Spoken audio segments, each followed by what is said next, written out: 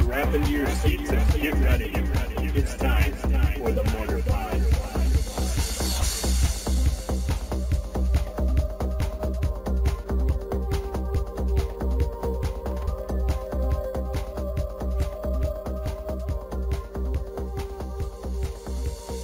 Hey, this is Alex from SeemsGoodMagic.com. Welcome to this week's episode of the Mortarpod. So Jake is back from his vacation, and the two of us chat about the new Theros spoilers. Currently there's only two, but remember it's still early, so we kind of discussed the background of Theros because I hadn't read it before, so I kind of wanted to get a better idea of the theme. We discovered some pretty cool stuff about what they're going to do in Theros, so we're definitely intrigued.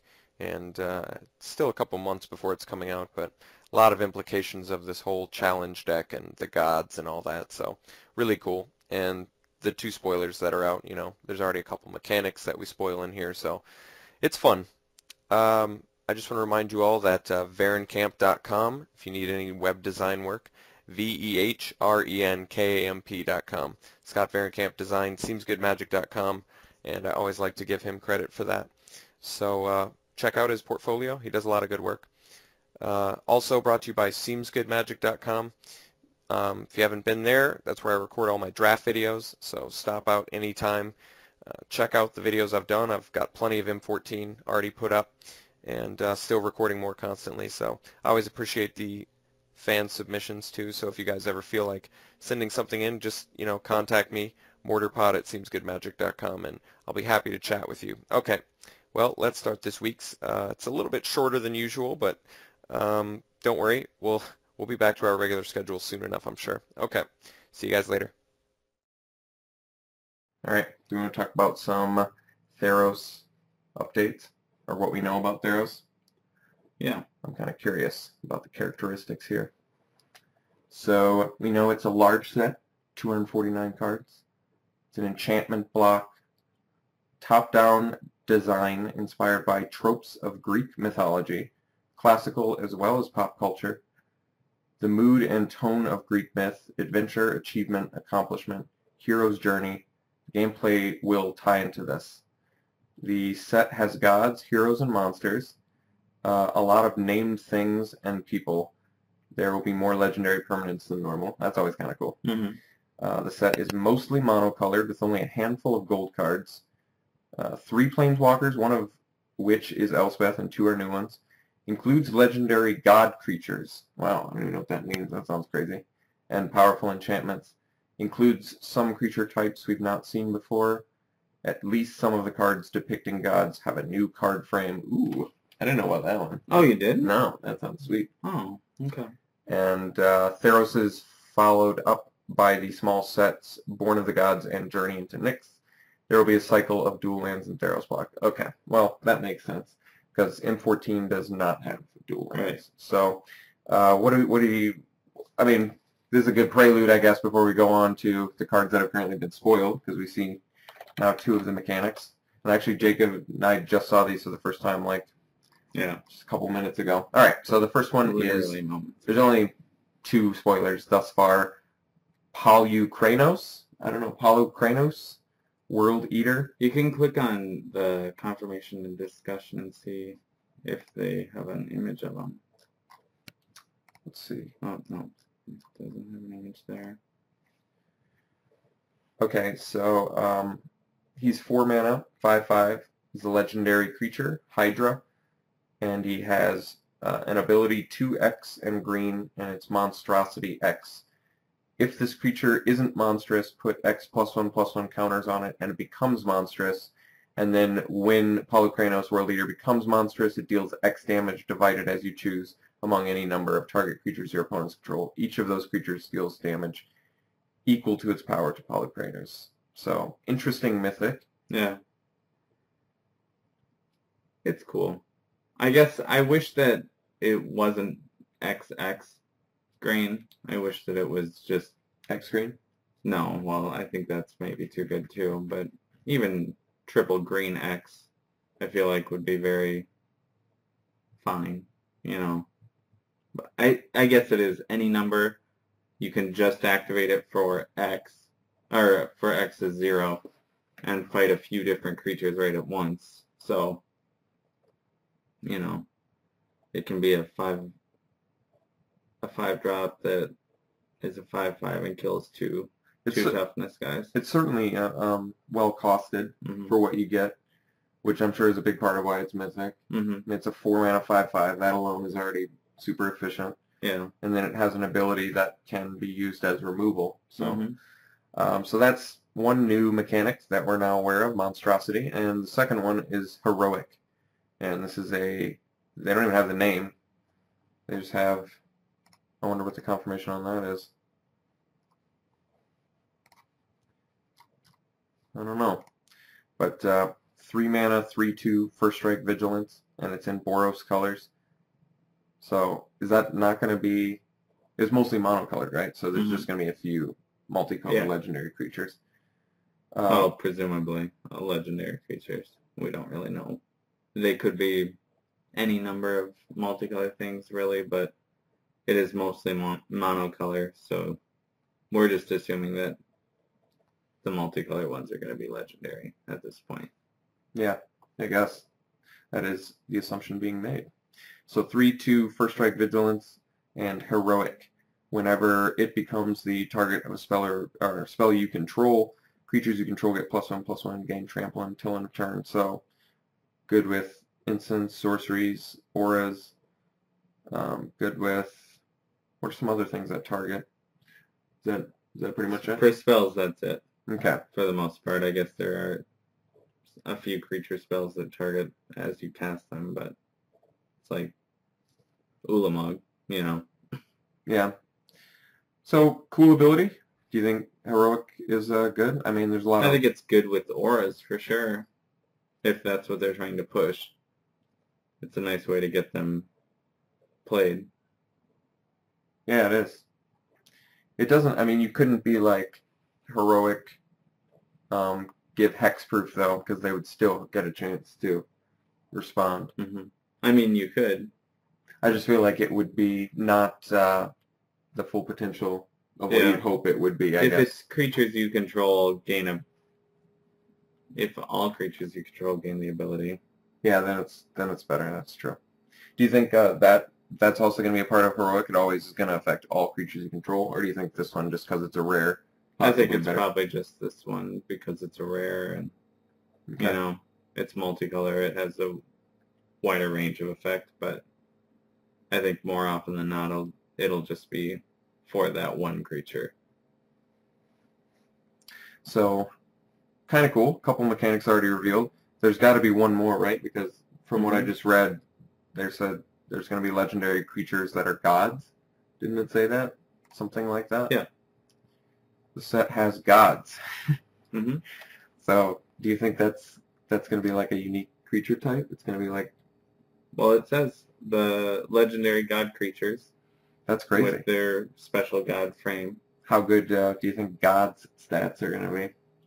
It all depends on, I mean, what they did with Eldrazi, you know. Insane. Yeah, so they're pretty much able to do whatever they want. I guess Imricol is sort of the gold standard, what you compare the best creature in the game with now. What did he replace? Like, what was previously known as, like, the most powerful creature in Magic? You know what I mean? I think Inkwell Leviathan was up there. Gristlebrand. But, well, no, that came after that, so. I think it was Inkwell Leviathan was pretty much the one to res and kill people with. Sundering Titan, I suppose, to an extent as well. How about the Colossus, the indestructible one or whatever? Right. Darksteel? Darksteel was okay, too. What was his stats again? 11/11 trample indestructible. But you can't res him. That was the reason not to go for that. He got shuffled back in? Yeah. Okay. That's pretty crazy. He didn't just end the game when you dropped him out. So usually when you're resing, it was for Inkwell, but... So do you think these, I mean, they are gods after all. I wonder how badass the creatures are going to be. Yeah. They have to make them, like, they have to be super high power and toughness. It would just feel weird if a god had anything less You know what I mean? Yeah, it would be I really wonder how they're gonna do it. They can do divinity counters again, just make them indestructible. That would work, yeah. Then I guess the power and toughness would matter less if they were indestructible. Mm-hmm. That'd be kind of cool. Just have a cycle of gods that are all Just indestructible. Yeah, maybe they should just have indestructible. It could be. I mean, they are gods. Mm-hmm. Right? That's a crazy creature type. And maybe they have a exile effect where you can exile it and then get a huge effect for doing that, you know? Exile. Oh, yeah. So it's like self-destruct. Mm-hmm. Has something crazy. Well, put itself into the night sky. Oh, okay, well, I was just asking how many mechanics are. 5 new mechanics in Theros. That's cool. 5 total mechanics. Is that... And they have a returning mechanic. Is that about typical, I guess, for like a new block, what they start with in the first set? It's kind of a good question, right? I don't know. It's not atypical. It's about 3 to 5, usually. 3 to 5? I mean, it can be more. I'm trying to think. Return of Ravnica has 10 total. In the full block? Mm-hmm. So 5 initially introduced. Yeah. Usually they do. So it's the same as Return of Ravnica? Usually they have at least 1 returning mechanic, but not always. I see. Always have to have that. Okay, so 5 mechanics in Theros. Gods, heroes, and monsters each have a new mechanic tied to it. Gods, heroes, and monsters each have a new mechanic. Oh, I see, okay. New ability word, heroic. New ability word, monstrous, or monstrosity. Oh! Or new keyword. No, they think that heroic is whenever the thing is the target of a spell you control. Creatures you control get +1/+1 and gain trample until it Oh, I see. So it's always going to be? That's kind of boring. Yeah. Don't you feel like they could have had a lot more room to explore with that one? I don't think that it is based on the way that they have it worded on... Maybe they're just showing the evidence of what they know about heroic. Yeah. This is like the most updated information they have currently, so we'd have to see another spoiler. Many of the strongest cards will be enchantments or interact with them. I'm assuming that's the heroic. The block has a strong enchantment theme that's connected to the gods. Ooh. Oh, okay. I wonder how that's going to work. Like maybe their auras are, if you control a god creature, it gets some additional bonus. Mm-hmm. Could be something like that. Or gods, maybe that's how they get indestructible, or if you control any auras. A number of enchantments increase the power of your gods, you know. That'd be cool. This is not just enchantment matters. The gameplay is part of the flavor of the set. The designers have found a way to take enchantments and help bring gods to life. I know, it's very cryptic. It's very cryptic. You know? I like it though. I like the mystery of this. Of the other 2 mechanics, one is a repeated mechanic brought back that strongly hits the flavor of Greek mythology. What do we think of this? A brought back mechanic. I don't really know what they could have done. The second returning mechanic is a mechanic that the developers thought had potential but didn't live up to it first time out. It has been mechanically retweaked and given a new name and flavor. Didn't live up to its first time out. It has been mechanically retweaked and given a new name and flavor. Banding? But this is the one for the new gods. The mechanically retweaked one is the one for the gods. No, but this is one that's returning too. This is a mechanic that developers thought had potential but didn't live up to its first time out, so it's also been out. So I'm thinking that maybe they retweaked banding and made it. But I guess that's kind of what Soulbond was, wasn't it? Yeah. I think some people sort of argued that. To an extent. It was different. I mean, banding it's hard to really get banding again. Banding has tons of potential, but it's hard to make banding. Yeah, definitely. Especially when you read the actual wording on it now that it's been oracled. I wonder do you know what like the original sort of banding text was? It just as confusing?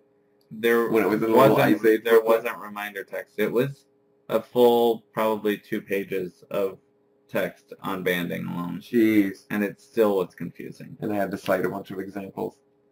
It was hard to understand. 2 mechanics are officially new keywords. This last mechanic is also tied to the gods. Alright, so all sorts of... Then it looks like god theme in this is very prominent almost. Mm-hmm. I wonder how many gods they're going to put out. I think just 5 the first time out, but... Okay. Minotaurs have a minor tribal theme, which is kind of cool because we saw Minotaur Abomination and Undead Minotaur in core set. And also Canyon Minotaur. And what other ones are there? Well, there's Boros Battle Shaper and Boros Reckoner and whatever the other one is from Boros. Minotaur's a cool creature type, Minotaur Aggressor. Because they're actually really... I mean, they're from Alpha, right? Yeah, Herloon Minotaur. There will be some monocolor themes. Yeah, we knew that. Teaser is a tweaked returning mechanic, does something that people have been asking for. There's a future shifted card in Theros. Oh, that's cool. The set does something that's never done before, except on another future sight card. You know, the returning mechanic that they tweaked could be Offering. For Snake Offering and Moonfolk Offering, where you could sacrifice a creature of that type and pay less, or pay the mana cost of the spell less what the creature that you sacrificed mana It cost sounds familiar. was. Yeah. It was from It was wordy, Kamigawa. but yeah. It was a list of them. There's so many abilities. Or there's only 5 of them. So it's not going to be an evergreen one. It's Blank Offering. I don't know how it's... Probably in this one. There it is, Offering. Offering. So that's a pretty decent guess maybe as to what it could be. We'll read Offering real quick. This ability is written creature type Offering. A player may cast a creature with the Offering ability as if it were an instant. See Flash.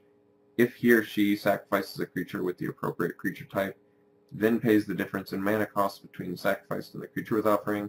Offering only appears on a cycle of 5 legendary spirits. Wow.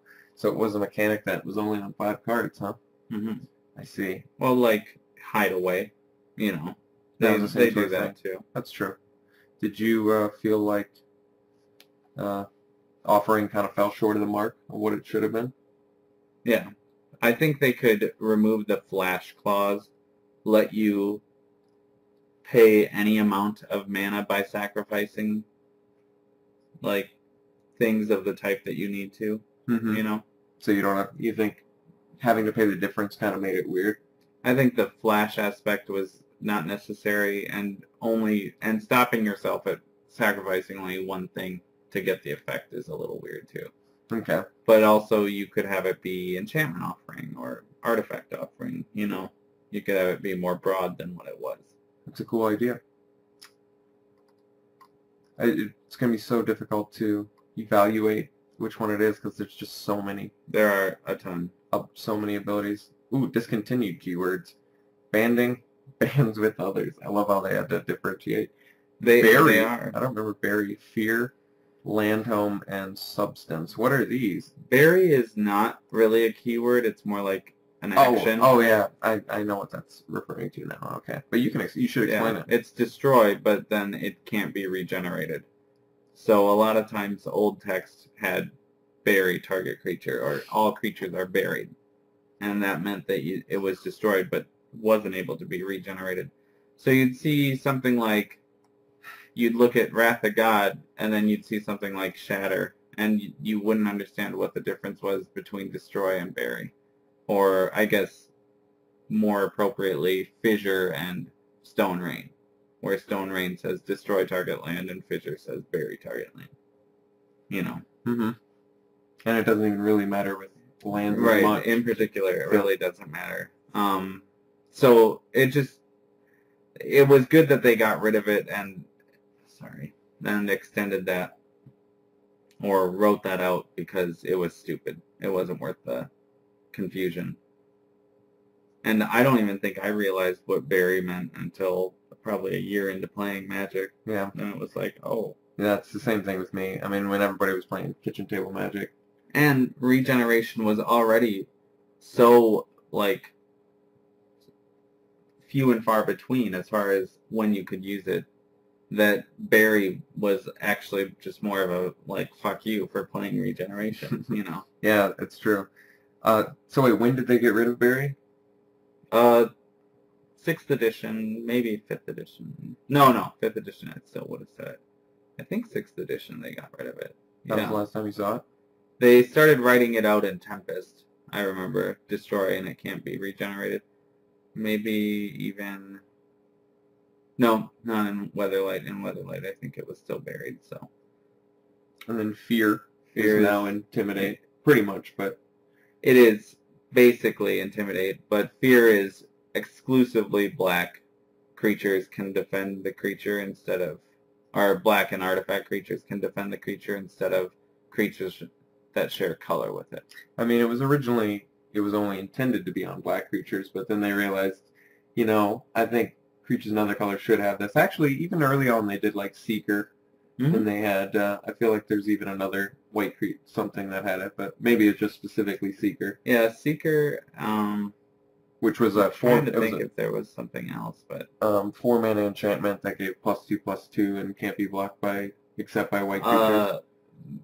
Manta Ray had it. Like, can't be blocked except by blue creatures in Weatherlight. And then... That's interesting. Yeah. And Philomerid was the opposite then. No, with the FY. No, it's... Yeah. Philomerid, 3-mana, 1/3 flyer, can't be blocked, except... No, it can't be blocked by blue creatures. Oh. So this was the opposite then. That ability kind of doesn't even make sense, because you'd think only underwater creatures would be able to stop. Well, this one's a flying... It's really... Oh, I see. The picture, I see. The picture totally confused me. I just assumed it was underwater. Underwater, right. But you're right, it has flying. Mm-hmm. So it's a really weird creature type. It doesn't look like a beast. Okay, now it's a beast. Now it's a squid beast. That one. Synonymous with vagina. Yeah. That one is just such a weird creature, Philomerid. Yeah, it is a weird creature type. And it's from Tempest. Tempest was kind of a weird block, too, though. It was... I really liked Tempest, but it was weird. So we've got Land Home, and this is the one where they can't... Is it only an island? I didn't know. Land Home is... It's land home. So... Mountain Home or Swamp Home would also be legit things, but it usually only happened for Island Home. And it was if you didn't control a land of that type, you sacrificed the creature. And it also couldn't attack unless defending player controlled a land of that type. So this was one of the first abilities where they took a disability, a straight up cards that had disabilities, and made it an ability, and then they were like, well, we keyworded that, but that was a mistake, because you shouldn't look at your card and be like, oh, sweet, it has Island Home, and then read Island Home and be like, what the fuck? Like, why do I give a shit? Yeah. It's straight disadvantage. What's Substance? Substance is for the Mirage cycle of instant auras. They gain Substance if they were hard cast. And if they didn't have Substance at the end of turn, you sacrifice them. Do you want to give me an example? Soar. S-O-A-R, yeah. Okay, so Soar is 1 and a blue. You may choose to play Soar as an instant. If you do, bury it at end of turn. Enchanted creature gets +0/+1, gains flying. This was... They had an interim time when it had Substance. And a permanent with Substance enters the battlefield with Substance if it wasn't cast as a like flash or whatever the stipulations are. If you could cast it when you could cast a sorcery, it has Substance. I see. That's weird. Yeah, but it was their way of getting around the tricky timing because it created a trigger at end of turn that you were able to respond to, but that's not what they wanted. I don't know. Well, the new wording is, you may cast Soar as though it had Flash. If you cast it any time a sorcery couldn't have been cast, the controller of the permanent it becomes sacrifices it at the beginning of the next cleanup step. So now it's a train wreck of decks. Cleanup step. In their defense, never the word that in Mercadian Mask. Cleanup. In Mercadian Mask, they fixed these, and they just were like, I think flash enchantments are just fine, and they just gave them flash, basically. Makes a lot more sense. Mm-hmm. Substance. Now that was a new one to me. I'd never heard of that. That's cool though. Yeah, Discontinued. those are all those discontinued gross ones. It's funny that phasing is still around They could and bring not that. discontinued, but I think phased out is more what they would want to do. I don't necessarily think phasing. The phasing part is cool, but phasing them out is, that's fine. They could bring phasing back only because when creatures phase out, they keep their auras, so it would actually work alongside auras. Well, and they keep their counters and stuff too. Phasing is just, they don't exist as they're phased out. But the problem is now they have exile, so they've been using it pretty much to be that. It's true. I liked phasing a lot. Me too. Obviously difficult to program. Mm-hmm. Remember when we played against, we played a guy and got to the, we played a Mirage.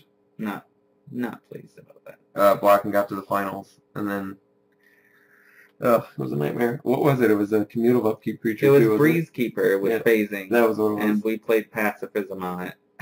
And our Pacifism phased in during our turn, not with the creature that was phasing it out. It was driving me crazy. And I spent like a good 30 to 45 minutes looking for and filling out the paperwork to get a refund. And they only gave me 2 tickets because I'd made it to the finals and had gotten prizes, even though it was their programming that directly caused us to lose that important match in the finals. So I thought it was kind of funny, but yeah, they only gave us 2 tickets.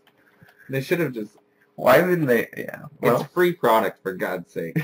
Just give us the difference in what it would have been for us to place first in that, or like completely refund the draft to us. I was yeah. I mean, I was just disappointed because we recorded it too. Yeah, it was like glare. I think I even sent that. I was like, here, it's glaringly obvious right here. Mm-hmm. Go to this minute.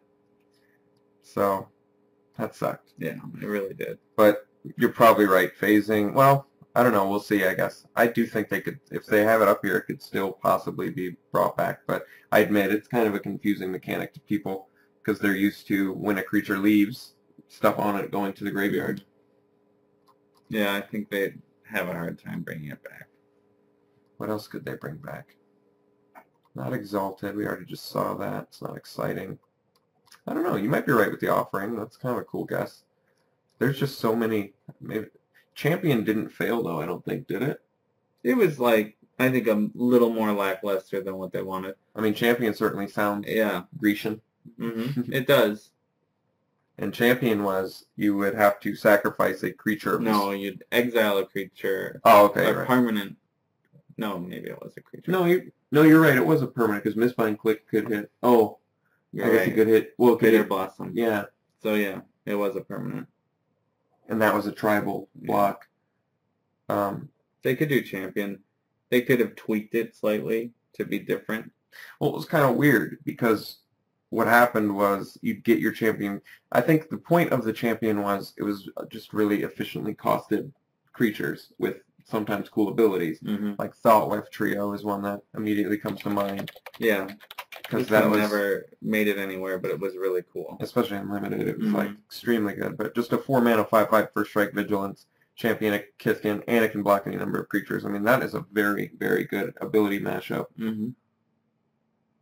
5 power first strike with vigilance and can block any number of creatures. That's a great ability mashup. Yeah.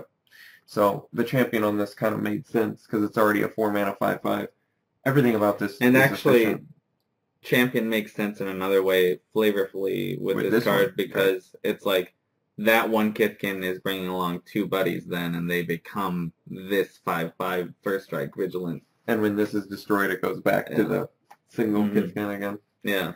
And that kind of is the same theme with like Mistbind Click too. Yeah, I suppose too. Because it's 2 of them, so you can champ them and join up with another one. But Mistbind Click made the biggest splash, I would say. 4-mana 4/4 flash flyer, champion a fairy, and when a fairy is championed with it, tap all lands target player controls. I mean, you could lose your Mistbind Click So annoying. or any of your champion creatures. Once if they Bitter were- Blossom came out, though, it was really hard to lose your Mistbind Click. That's a good point. But in case people didn't know, I mean, you do have to champion something, or else you sacrifice your... Yeah, you don't necessarily get the cheap costs unless you have the champion out there. Mm-hmm. None of the other champion creatures really made its note worth Chaser. Just 4 mana, 10-2 trample, champion and elemental. Should have had haste. Yeah, maybe 10-1 haste trample. it does feel remarkably strong. Being able to do 10 damage at 4 mana. But forcing you to have an elemental out too. True, I don't know. It's very cheap. I don't know. It's tough. I think the other thing about it is 2 toughness. If they would have made it 1 toughness, Pepper Smoke would have killed it. Yeah, I don't know. I feel like they were just worried about that for some reason. How about haste instead of trample? Yeah, that'd be a lot better. A lot less to worry about. But And haste and especially trample, because haste and trample is very strong. especially because there were a lot of fairies with flash anyway, so it'd be really simple to just throw something in front of it. Is there a black one that I'm missing? There's actually Bogart, a couple. Bog. Oh, what were they?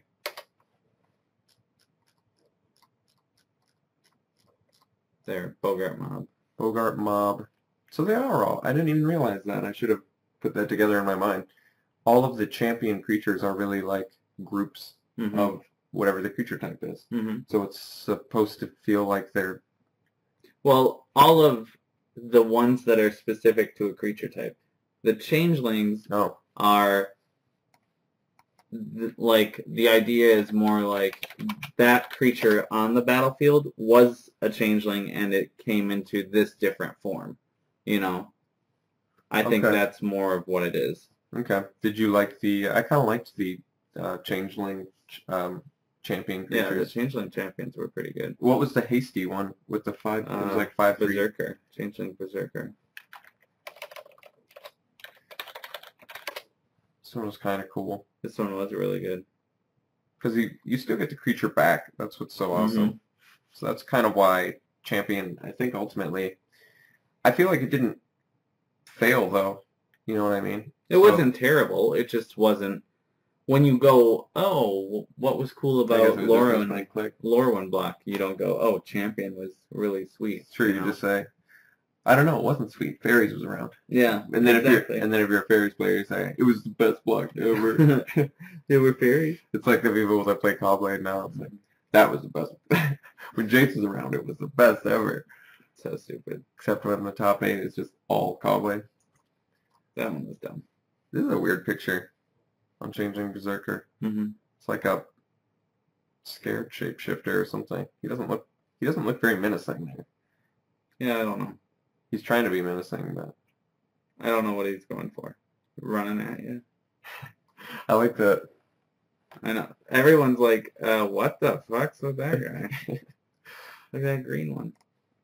What else do we know about Theros? We gotta go back and figure this out. So our best guess is Offering and Champion.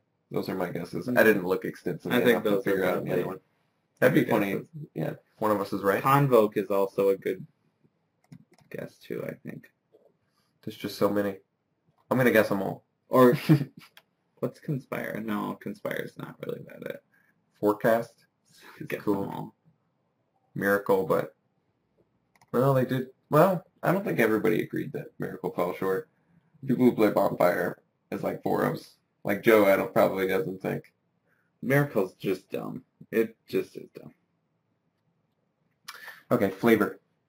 The plane of Theros is ruled by a pantheon of all powerful gods. All powerful. That's a big statement. Yeah, that is pretty bold. Nyx is the star-filled night sky and home to the pantheon of gods. It moves around each night.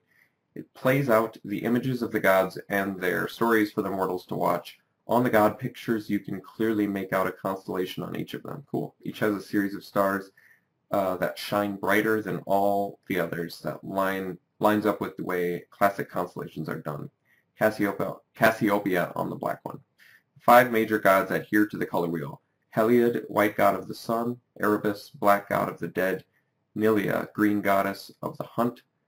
Thassa is blue goddess. That's weird. Blue goddesses of the sea. Oh, they put too many S's on there. Gods can take multiple forms and walk among mortals. Thassa favors appearing as a Triton merfolk. There are 3 major walled cities. Miletus, inspired by Athens, is the city of thinkers and philosophers, temples, oracles, and the academies. Clearly blue. The people of Miletus tend to worship Heliod. Akros, inspired by Sparta, cultivates a warrior culture that revolves around perfecting the body and the mind for combat. Setessa is a haven in the wild, inspired by the legends of the Amazons. Nylia has a strong influence in Setessa. Theros is very dangerous land outside of the cities. Ooh, that's going to be cool for, I guess that's where the monster's coming from. Krakens, Minotaurs. Other monsters threaten the safety of the walled cities. The monsters of the set are big and scary. Wow, big and scary. That's a statement about monsters. I'll say that. So they're not like small and nice monsters? They're not woodland critter Christmas. Humans make small offerings and tributes daily. Heroes rise to battle, bolstered by their devotion to the god. Bolstered. All heroes struggle to satisfy the god's whims and strive to win their favor by performing great deeds. Elspeth doesn't want to be a hero. She is searching for security, comfort, a sense of belonging, and anonymity. Spelled wrong. Oh. She has chosen Theros as her new home because she believes she won't be called upon to be a leader while the world is full of powerful gods. Elspeth fights a Hydra and attracts the attention of Heliod. As the fates will have it, she reluctantly finds herself on the path to become a hero. Many existing creature types will be getting reworked to match the Greek flavor. No elves on Theros, as they are replaced by centaurs and satyrs.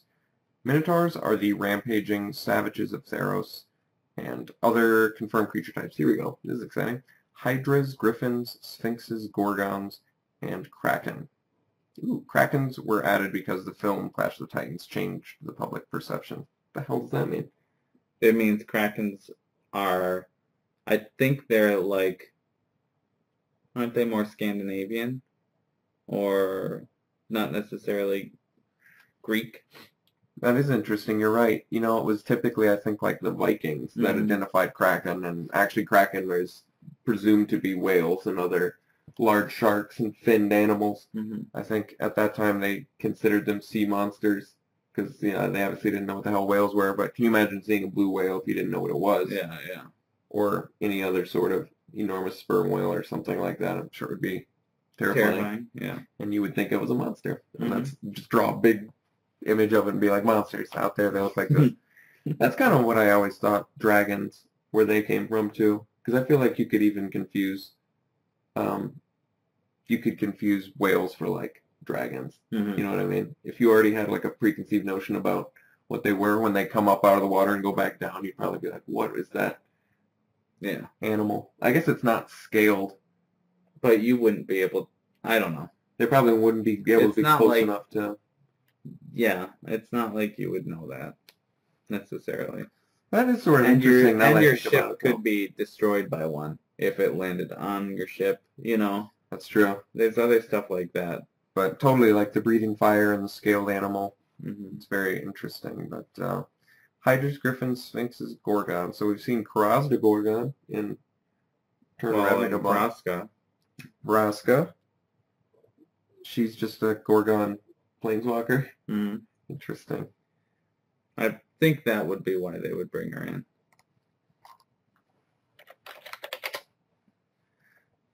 It's cool. She's just looks like a Gorgon. She is a Gorgon. She is a Gorgon, but I mean it doesn't like say Gorgon. Oh, no. But she kind of fell short of expectations, didn't she? She's got one good ability, you know. Her other abilities are okay, but she's got one really good ability. And it usually ends up being like a 5-mana Vindicate. And not even pseudo-Vindicate. She really fell short, and she's cheap now. Yeah, she's very cheap. I wonder where she'd even be good now. She's, I guess, just too expensive, huh? Yeah, she's pretty expensive. So we had talked about in an earlier podcast, The Hero's Path, and I'm kind of excited about this. We should do this. Yeah. Because it seems fun. Mm-hmm. And you must be excited for Theros, right? I am, totally. Okay. So, if you don't know what the Hero's Path is, it's going to be done during the pre-release events, F&M release events, and game days. So, you have to participate in all 9, is that right? Wow. It's a good way to get people coming back. But it's going to be 9 quests spanning the complete Theros block, and it captures the unique feel of the mythological hero. In each of the 9 quests of the Hero's Path, you will receive a unique hero card. As you collect these, you grow in power and become ever increasingly more prepared for the epic conflicts at the end of each arc. This is cool. A hero card is a physical card that has magic-like abilities but isn't a magic card. The hero cards do not have magic backs and do not go into your regular deck. You collect them to prepare for the battle at the end of the set's Hero's Path arc. So quest 1 is the Theros pre-release. Choose a path, you pick your color, receive a pre-release pack or hero pack of that color. Path of Honor, Wisdom, Ambition, Battle, or Might. Each pre-release pack contains 1 hero card, respectively the Protector, the Philosopher, the Avenger, the Warrior, and the Hunter. And we've talked about these. They each have a unique ability attached to each of them, which isn't for use at the pre-release. The pack also contains a playable pre-release promo. Ooh, I love those playable promos. That's like a new little thing they picked up. Were you going to say something? Well, I was just reading ahead a little bit, and it does look like they are going to be selling the Face the Hydra Challenge deck. Interesting. So it's going to be a unique... That was kind of my question. That is cool. So it might be like a... It says the Face the Hydra Challenge deck will be made available as a saleable product for $12. It is restricted to casual play and the game day events for the coming year. Okay. New card type, Hero. New super type, Elite. That's interesting. New creature type, Head. New ability word, Hero's Reward. So this is like their loot. When it leaves the battlefield, each player gains 4 life and draws a card. So that's kind of cool. The Hall of Heroes is a listing of all heroes of Theros who will complete all 9 quests. There is a special physical reward for completing the last quest as well. So even if you join in late, you'll be able to partake. Oh, cool. So even if you don't get to hit them all, they still let you get the loot at the end for completing the last quest. So you, theoretically, I guess, could just chill until the end. Yeah. So looks like Mark Rosewater designed this. It's cool. Yeah, he usually does the large set, I think, for a block. Cool. Well, that's all I really wanted to talk about. I think we're going to cut this podcast a little bit short today. We're not going to do a draft at the end. But I did want to sort of see what the updates on Theros were because I think everybody's excited for it already. I haven't been doing too good in M14, but it's still like fun. I like the set. I just haven't been drawn too hot. Other than that, I think that's going to be it for this podcast. Sorry, no draft at the end today. But we got to cut it a little bit short. Hopefully we get some more information on Theros. Yeah, I mean, they gave us so much to think about so early on. It just stinks because now we're just kind of sitting here waiting for them to spoil more. Yeah. It's cool that they gave us those 2 mechanics. But at the same time, it doesn't really show much about the set, you know. When you show your mythic rare off like that has all that text, it's not a lot to give you to speculate on for as far as what the rest of the set is going to go for. But we still have 3 more mechanics to see. I guess that we both are currently, I'm at least a little unimpressed with the Monstrify. I don't think that it's monstrous number or monstrosity. Or monstrosity, yeah. Something like that. Yeah, it is monstrous. But you can you pay the cost and then it's a number. So you could have monstrous 5 or whatever and you pay 3 mana to get it, and that's all it is. Oh, do you think that that's a possible thing? It could be. Yeah, I mean, there's okay. It could be similar to like you have a 2-drop that has monstrous or monstrosity 3 for 5 mana. You know, so you play it as a bear on turn 2, and then on turn 5 you can make it a 5/5.